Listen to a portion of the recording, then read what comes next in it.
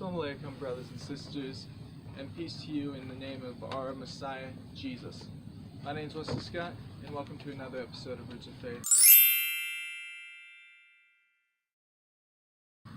Now, I just wanted to kind of lay part of my heart out to you, something that I've been studying in the scriptures, and so as my reading plan restarts, because after the new year, so in Judaism they have this whole re-rolling of the Torah. It's called Simchat Torah, where they have this rejoiceful day where they roll back the Torah scroll, which is the 5 books Moses wrote, and they celebrate and they restart from the very beginning, right after they finish celebrating the Feast of Sukkot, which is a rehearsal of the end times of when we are all living in eternal communion with our God and King. I think there's a beauty to this, because as we go from the perfect ending to the perfect beginning, where God created everything. The first portion is called Bereshit, which is the beginning. And so we look at that portion where we read about God creating the heavens and the earth and every bit of perfection. Every time He created something new, it was good, it was great. Everything was designed for His glory and for His honor.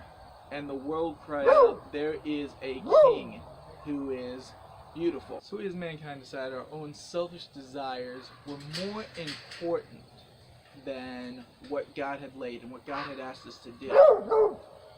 So what did we do? We partook of the fruit. We brought a curse down upon all of mankind, that we decided, hey, let's listen to what the serpent said and let us decide, hey, we have a better plan. And it brought nothing but ruin. So when Eve was told by the serpent, don't worry, it'll all be good, and she took it, ate it, and Adam standing there's like, well, she didn't die, let me go have a bite of this fruit. And then boom, everything went to hell in a handbasket.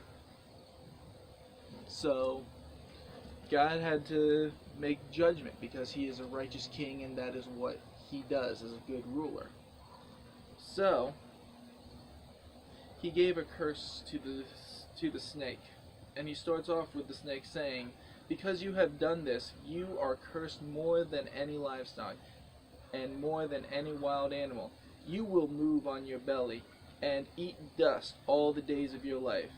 I will put hostility between you and the woman, and between your seed and her seed. He will strike your head, and you will strike his heel. This curse is given, and it tells what is going to happen. Hey, God had a plan. He knew that this would happen, and so He had a way to redeem us. We decided to go our own way, and so throughout creation, every chance we get to try and restore it, going to the next portion where we read about Noah and how the world just got worse and worse, so God wiped them all out, saved Noah, and then after Noah, we go and screw it all up again. So there's only one person who can really do this, and this was Jesus. So God gives Jesus to us. It paves the way, so that on that cross, He echoes what God said, everything is good. And so by that, He gave us His righteousness. And as Paul would later write in Romans, therefore no condemnation exists for those in Christ Jesus, because the Spirit's law of life in Christ Jesus has set you free from the law of sin and death. What the law could not do, since it was limited by flesh, God did. He condemned sin in the flesh by sending His own Son in flesh, like ours, under sin's domain, and as a sin offering, in order that the law's requirement would be accomplished in us, who do not walk according to the flesh, but according to the Spirit. For those who live according to the flesh think about the things of the flesh, but those who live according to the Spirit about things of the Spirit. For the mindset of the flesh is death, but the mindset of the Spirit is life and peace. For the mindset of the flesh is hostile to God, because it does not submit itself to God's law, for it is unable to do so. Many people take this verse out of context, and they say this is God giving us the new law of grace, which is true. It's more the law of spirit. It's that by the grace of God, who sent his only Son to redeem us, in which we didn't even deserve, we now are able to focus and live a life in accordance to his ways by the renewal of that spiritual life that God gives us through his Son Jesus, that righteousness which he clothes us with. And why was it? And Paul, we go back to what Paul said in 1 Corinthians 15. So in verse 45, so it is written, the first man, Adam, became a living being. The last Adam became a life-giving spirit. However, the spiritual is not first, but the natural, then the spiritual. The first man was from earth and made of dust.